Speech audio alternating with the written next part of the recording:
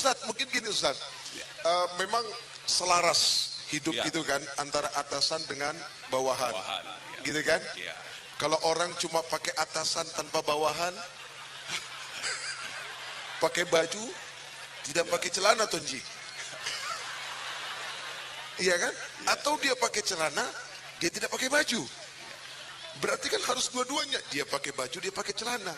Kalaupun dia pakai baju, pakai celana, harus matching warnanya. Seperti ya saya dengan Ustaz Dasat sekarang tuh, hitam putih. Terus Ustaz. Yang selanjutnya, setelah silul arham, apalagi yang kita lanjutkan adalah membersihkan rumah. Dari apa? Segala macam najis. Oh gitu. Bersihkan najis-najis yang ada di rumah, kita bersih. Ibu-ibu ngepel, ajak anaknya ngepel sambil salawat. Salatullah, salamullah. Alhamdulillah. Setelah membersihkan najis, apalagi kita bersihkan gambar-gambar kita dari pemandangan yang tidak islami. Seperti gambar-gambar porno. Waduh Ustaz, jangan ngomong porno Ustaz. Ya, karena coy, porno coy, Jadi pengertian najis banyak sebetulnya ya. Banyak sekali ya, patung mungkin ya, gambar-gambar yang tidak islami gitu. Selanjutnya, setelah membersihkan itu termasuk patung-patung yang dikhawatirkan bisa menjadi sesembahan. Singkirkan semua. Nah, setelah itu menjelang maghrib kita segera ke kamar mandi. Untuk apa Ustaz? Mandi sunnah menyambut bulan suci Ramadan.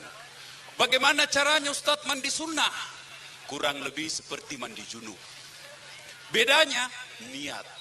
Kalau mandi junub niatnya wajib, harus. Tapi kalau mandi menyambut Ramadan sunnah. Ustaz, kalau untuk mandi junub kayaknya nggak perlu diajarin lagi nih Ustaz. Oh, saya pernah ada Ustaz ditanya sama bu ibu, Ustaz, bagaimana mandi junub Ustaz? Wah, ada yang nggak tahu juga. Padahal sudah 2 anaknya. Ya Allah. Saya bilang, Bu, mandi apa Ki selama ini? Mandi gratis.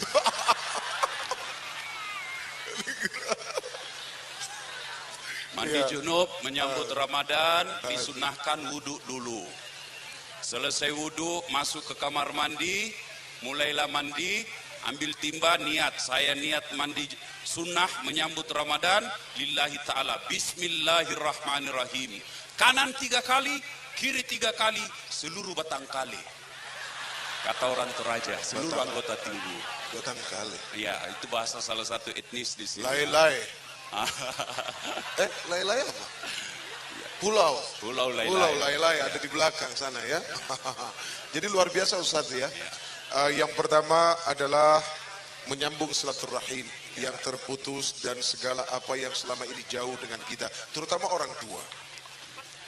Tapi begini, ketika bicara orang tua itu kan ada orang tua yang hidup dan ada orang tua sudah kembali kepada Allah. Berarti takziah. Gitu kan? Takziah. Kita mendatangi orang tua kita yang sudah tidak ada. Iya, sebagai satu rasa takzim, hormat, cinta kepada orang tua. Kan gitu. Lalu kemudian urusan meminta maaf Ustaz tadi ya. Kira-kira dalam urusan minta maaf, apakah perlu misalnya orang tua minta maaf sama anak? Selama ini kan anak yang selalu minta maaf gitu kan. Saya kira tidak ada batasan orang tua atau anak. Kalau orang tua yang bijaksana, dia mau mendidik anaknya dengan baik, dia tidak akan tinggi hati untuk meminta maaf kepada anaknya. Oh, dengan begitu dia jadi mengajarkan teladan kepada anak-anak. Iya, mengajarkan bahwa hidup harus selalu memaafkan kesalahan orang lain. Iya. Oh, subhanallah, khudil afwa. Jadilah orang yang pemaaf. Subhanallah. Ustaz, kalau saya ada sesuatu yang sedikit juga perlu disampaikan. Ayo, bismillah. Mulai dari sekarang, tidak ada salahnya kita baca Allahumma barik lana في رجب وشعبان اللهم barik lana, ini doanya, في رجب وشعبان وبلغنا رمضان وبلغنا رمضان Allah Allah ya Rasulullah. Ya Allah, berkahilah kami di bulan Rajab, di bulan Sya'ban, dan sampaikanlah kami ya Rabb. Berikanlah kesempatan bagi kami, panjangkan umur kami sehingga kami bisa bertemu dengan bulan suci Ramadan. Jadi sekarang amalan yang perlu dibaca adalah itu. Allahumma barik lana fi Rajab wa Sya'bana wa ballighna Ramadan. Nah, setelah itu kayaknya perlu juga kita mendatangi para alim ulama atau tokoh-tokoh buku, sekedar mencari tahu buku-buku kecil atau besar, sebetulnya berpuasa yang baik itu seperti apa sih? Tata cara, sunnah, gitu kan, yang diharamkan dalam berpuasa, apa yang mesti dilakukan sebagai sebuah tambahan ilmu. Karena maaf lahir batin, orang yang melakukan sesuatu dengan ilmu dan dengan tidak ilmu, sudah jelas kualitas pahalanya akan berbeda. Gitu kan? Nah, ketika seseorang berpuasa, beribadah dengan ilmu, insya Allah lahir nilai-nilai yang dahsyat. Karena apa? Ketika dia berpuasa, dia tahu puasanya akan dibawa kemana. Subhanallah. Insya Allah. Gitu, Ustaz. Terus itu, Ustaz. Ya, selanjutnya setelah hal-hal tadi kita lakukan, maka kita siap-siap mandi. Setelah mandi, siap-siap lagi kita ke masjid untuk menyambut azan maghrib. Ingat, dalam Islam pergantian waktunya bukan pukul 00, tetapi pergantian waktu dalam Islam beduk maghrib. Begitu beduk maghrib sudah masuk, berarti sudah masuk Ramadan. Tanggal 1 di bulan suci Ramadan. Oh iya, subhanallah ya.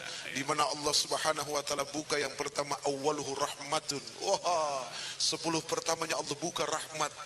Subhanallah. Nah, jadi betul-betul mencari karunia Allah.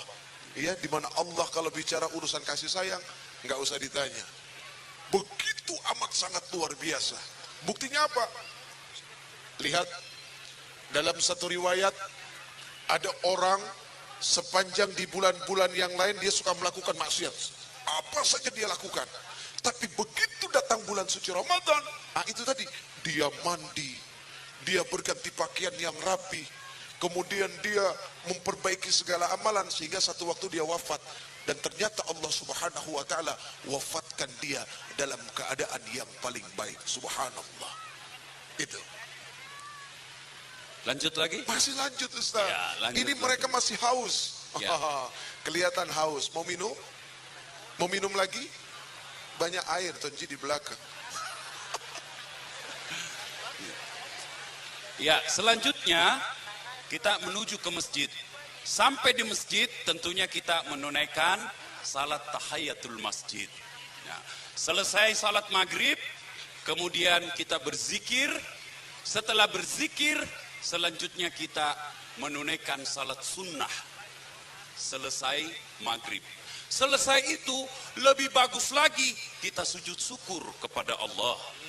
Ya, luar biasa. Sujud syukur. Sujud syukur. Sujud syukur karena doa yang masuk tadi Ramadan. dibaca, kita masuk Ramadan. Alhamdulillah, sambung sampai panjang umur ke Ramadan ya.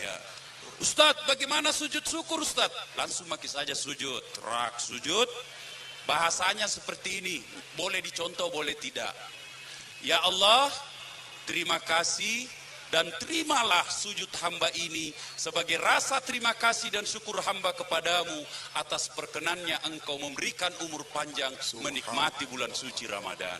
Ustaz, ana pernah dengar, Ustaz, aqrabu ma yakunul abdu ila rabbih wa huwa sajidun. Waktu yang paling dekat antara seorang hamba dengan Tuhannya kapan? Ketika seorang hamba sujud kepada Allah Subhanahu wa taala. Ketika kita sujud, Wa nahnu aqrabu ilaihi min hablin warid. Dan sungguh kami lebih dekat daripada kedua urat batang lehermu.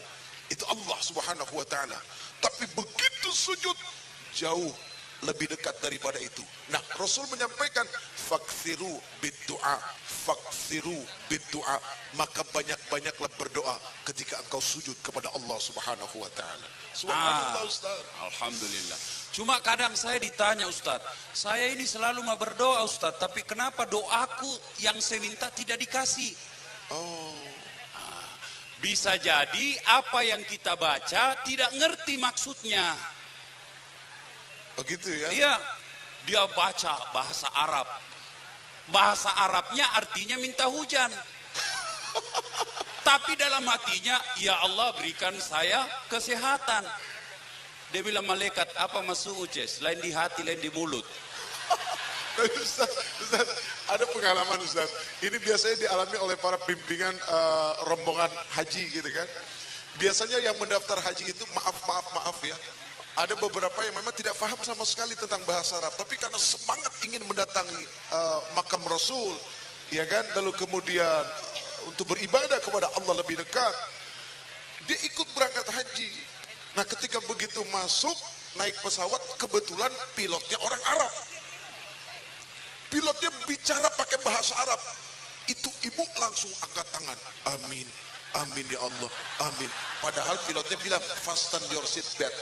Kencangkan sabuk pengamanmu.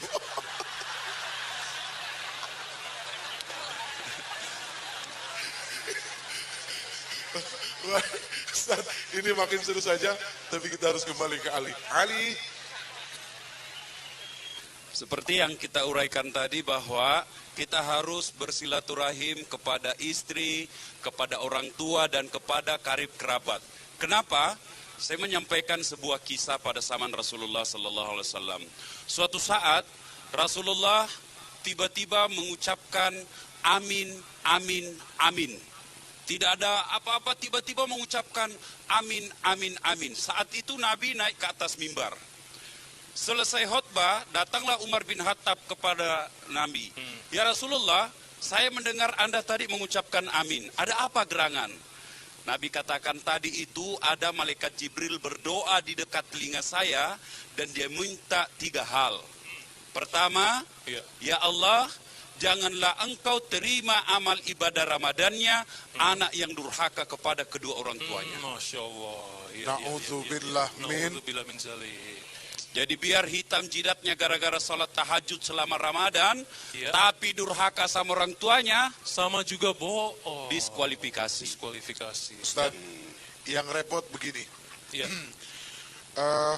Ketika kita dihormati orang angkat tangan sama kita, gitu kan?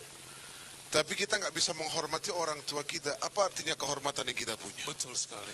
Ketika kita punya harta banyak, sukses, wah luar biasa. Tapi orang tua kita miskin. Nah, Bahkan yang repot ketika ada anak sukses dari sudut manapun, lalu tiba-tiba orang